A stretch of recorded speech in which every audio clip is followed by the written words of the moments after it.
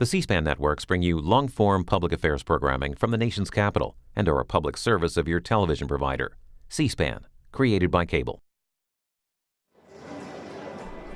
This week, the Communicators is at the Cable Show in Washington, D.C., where we interview leaders of two large communications companies, Cox Communications and ESPN.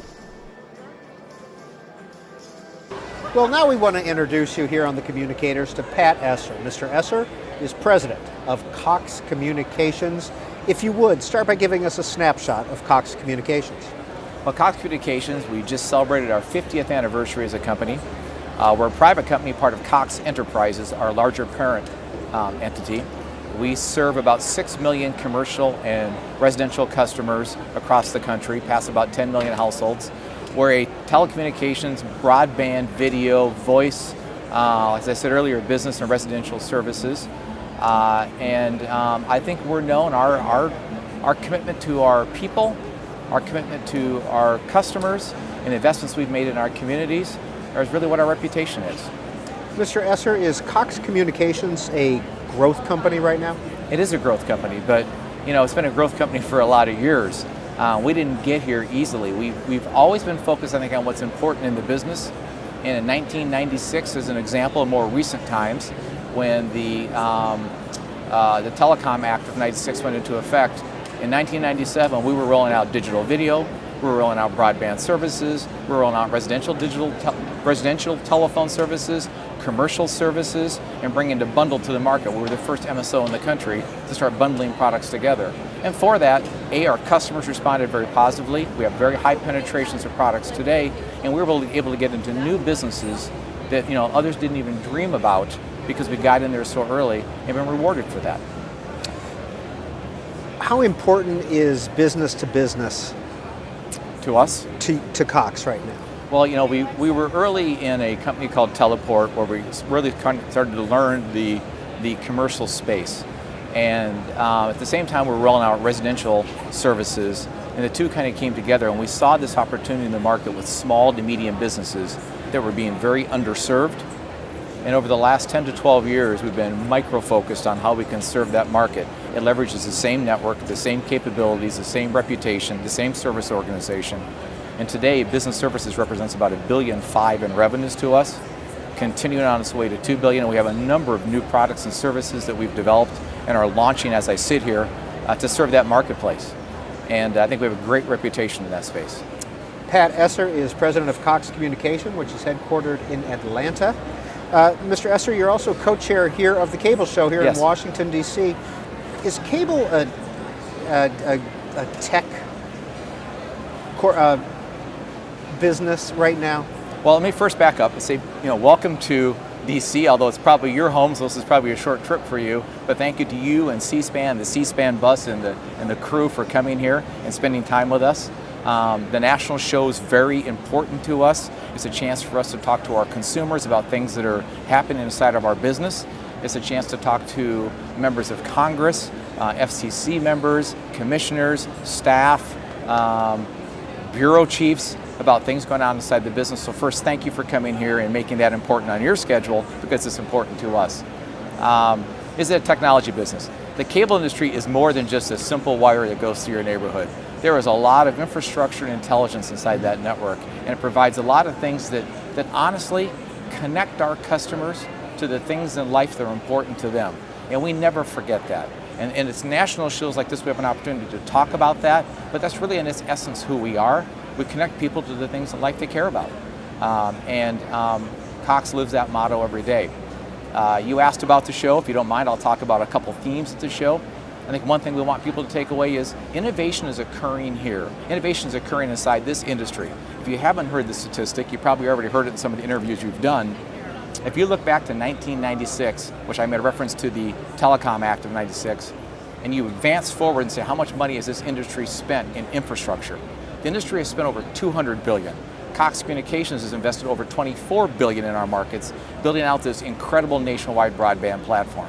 And today, as you sit around the show and look at the trends and see the things going on, you're hearing about things about like mobility, Wi-Fi in our customers' lives, whether it be in their homes or their businesses. We just announced we're doing a metro Wi-Fi exchange between MSOs, 150,000 hotspots in the country. No one else provides 150,000 hotspots, and that'll continue to grow. It gives our customers another place they can connect with our company, and while they travel, it gives them a chance to roam and still get that same connectivity. You hear about second screens, and I can talk about that a bit, what services we're bringing to the market relates to second screens. Third-party partnerships, companies that probably didn't even exist 5 years ago, and things we're doing with them to bring new products and services to our customers. We talked about business services. It's an important part of the show. We talk about that all the time. We talk about the cloud, how the cloud has enabled all these incredible things in your life, and what's our platform doing to allow to make that easier for you as a customer. So we have a lot of exciting things going on here at the show, and your timing couldn't be any better to be here. Pat Esser, where is Cox when it comes to TV Everywhere?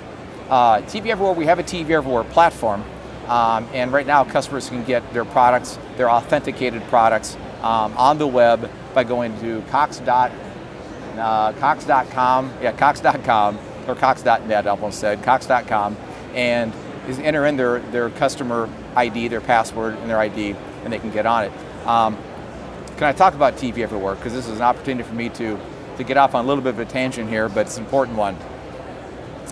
About 4 years ago, I was in Silicon Valley, might have been 5 years ago, in Silicon Valley with my peers in the cable industry, and we decided to go out there because we saw a lot of this activity occurring. We wanted to better understand how Silicon Valley looked at us as an industry and how our platform was going to help them innovate. And we met with the heads of Google, Apple, we met with Microsoft, we met with one company I talked about. We're at a dinner, and the head of Palm at the time was sitting by me at dinner. And he said to me, and it's an honest comment that I needed to hear, he said to me, "You think you can compete with us?" He said, "You live in a world where your innovation cycles are as fast as your ability to change out a box in a customer's home. And that means every 5 years you innovate. I live in a world where I rolled out a platform at Palm that I can say today, go, and in 18 weeks, it's out the door. And how do you think you're going to innovate against that?" It fired me up. I was never more upset in my life, not because what he said wasn't the truth, it was a rallying cry for me to go back and look into my organization, look into this company, and figure out how we could improve our cadence and our quarterly delivery of new products and services. And marketing and product and technology and strategy has worked very hard since then to put us in a place to deliver new products and services. So we did a ton of research with marketing 2 years ago. We continued to do that research, and customers told us 4 things. The first thing they told us is they want a user interface that's easier to use, it's more intuitive, it's just simple, and that we need to make more investments in the user interface. I'll talk about that. The second thing they said was, I have second screens in my life. Activate those second screens so I can access the content information I want on my second screen. The third thing they said is, you know me, make it more personal. It takes me 10 to 12 minutes to figure out what I want to watch on television on an average night. Help me cut that time down to 1 minute. So you've got the capability, you have the analytics, put it to work for me. And then finally, probably not a surprise to you, they love their DVR. They said, make my DVR more powerful. So we started on this mission. Now once marketing had a good picture of what our customer was telling us, the product group has been working very hard to bring that to the market. And we're right in the cusp of bringing those products and services to the market and actually demonstrating it here at the show. And later this summer, we are bringing a video revolution to our markets that I think our customers are going to find very cool. We rolled out last year a guide called Trio on our next generation set-top box that is a very interesting way to see product that's in the window panes that basically brings up content in a much more progressive way that our customers love. And then in December of this last year, in December of 2012, we put inside of that a recommendation engine that tracks what you consume as a customer. You can like or dislike, and it's done for you privately and personally. You can turn it off if you want it turned off. But you on an individual level, not a household level, it knows what you like and it starts to gather that and give it back to you in a recommendation engine. At the same time, we looked at our video on demand platform, had 20,000 hours of storage. We doubled the amount of storage to 40,000 hours of storage. And now we're ready for the last 2 pieces of the puzzle.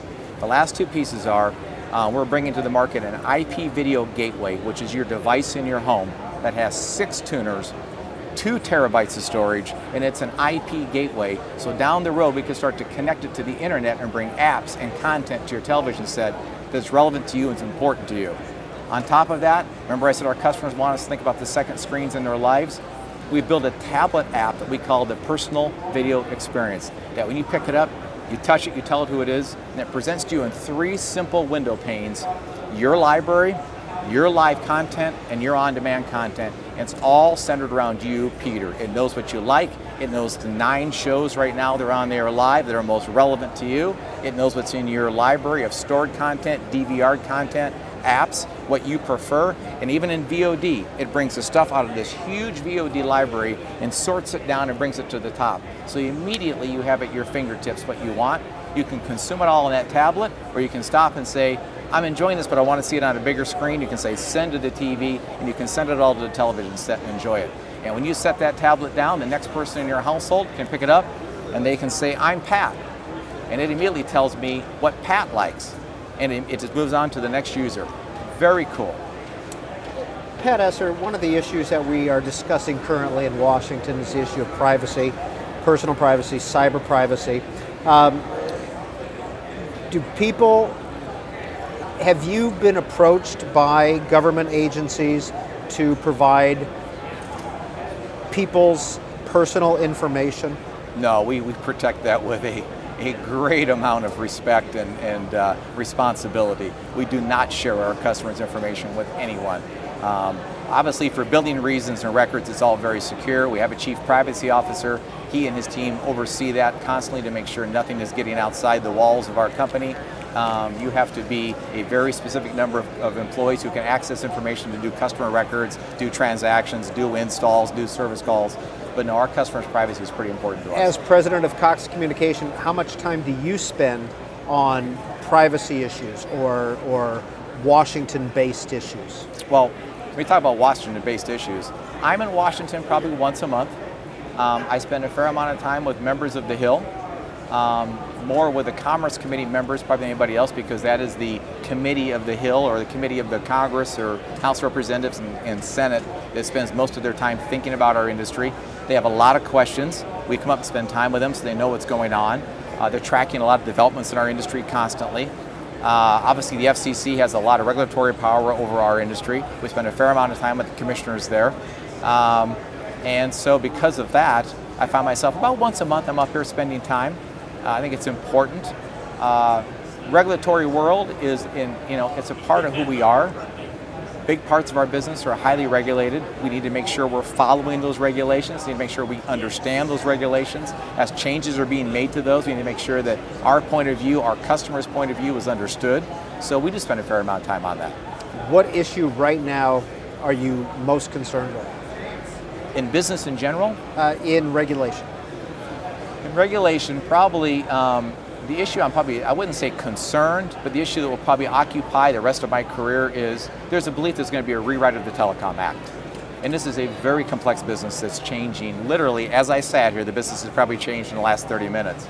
And I want to make sure those who are making those decisions, who are writing the laws, that will probably carry for 10 to 20 years, if not longer, understand all the issues in the business, understand the variables of the business, the complexity of the business, and there are some things that do need to get addressed, but make sure they understand how they're all interdependent. So I don't want to say I worry about it, but I spend time on it because I want them as well informed as possible. Would you like to see a comprehensive rewrite of the telecom laws? Over time, yes. And I think it's got to be more comprehensive than piecemeal. Piecemeal is rather dangerous, but over time, I do think we have to make sure we understand the world we live in. I mean, it's just something as simple as this. I just saw research from, I'm talking about just video, but I'm going into broadband and voice and business services, just video alone. Talking to our customers in March.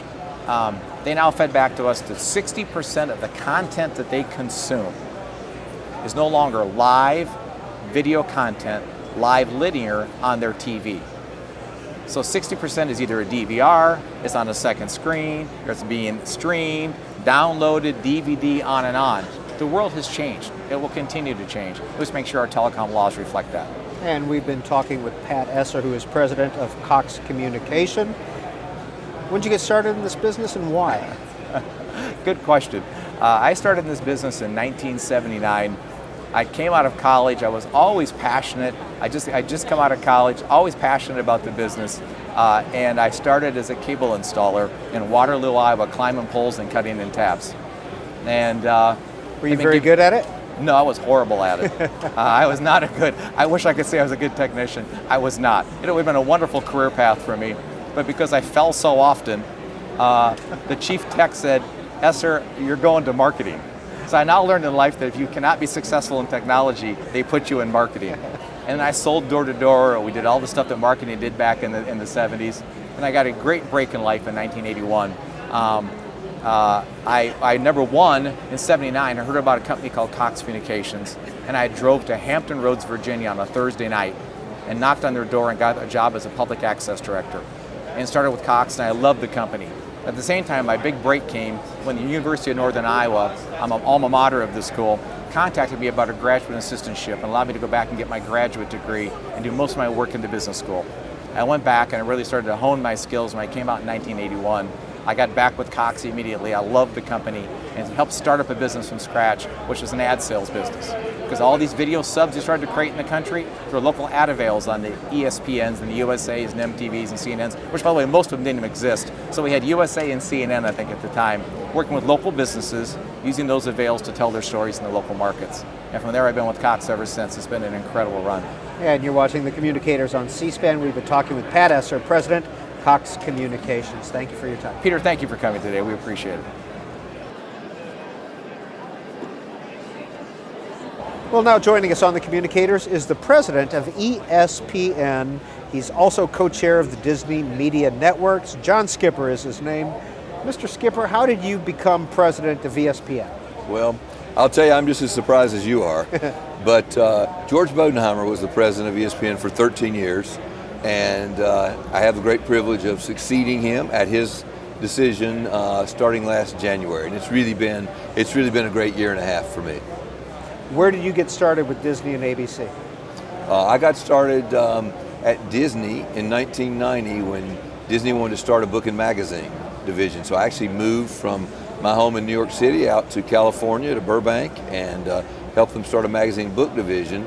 Then when Disney bought ABC Cap Cities and ESPN wanted to start a magazine, so I transferred over to ESPN to start their magazine. So you didn't begin life as an athlete necessarily and work your way up that way through ESPN? I began life as a mediocre athlete. I played a lot of basketball as a kid in North Carolina, but nobody ever came along recruiting me. What's the biggest competition right now for ESPN, and 5-10 years from now, what do you see as the biggest competition for ESPN? Well, there's a lot of competition in sports and always has been. The networks the leagues have their own networks. Right now, of course, there's a lot of attention being paid because Fox is going to launch a new channel, Fox Sports 1, on August 17th.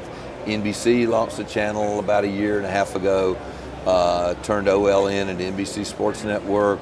There are conference networks, Turner, CBS. We have plenty of competition, and it's mostly a competition for programming rights, for talent, for advertising dollars, and ultimately, of course, for eyeballs. So, where does it go from here? Oh, I just think it gets more complicated and more competitive, right? I mean, everybody understands that sports and live sports right now is a sweet spot of media. It is almost the only thing that you have to watch live. So that has increased its value, and I think everybody's seeing that now, whether they be social media sites that are partnering with us to do tweeting about sports or to show sports as we have shown live sports on Facebook, other networks, other cable networks, the leagues. I mean, I think everybody understands that sports rights are quite valuable. Mr. Skipper, when it comes to ESPN, sports, and TV everywhere, is ESPN available on all devices?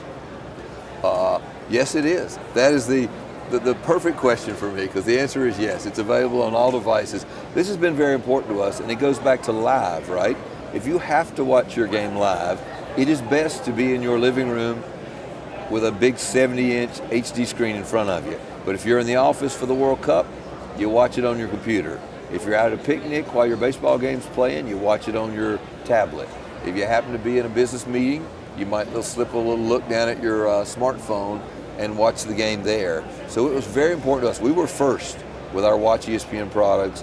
ESPN, ESPN2, ESPNU, ESPN Deportes, Watch, ESPN3, all available 24/7 on whatever device you want to watch, wherever you'd like to watch it. What about the potential deal with Verizon that ESPN has talked about, where you could have live streaming, but it wouldn't count against your cap?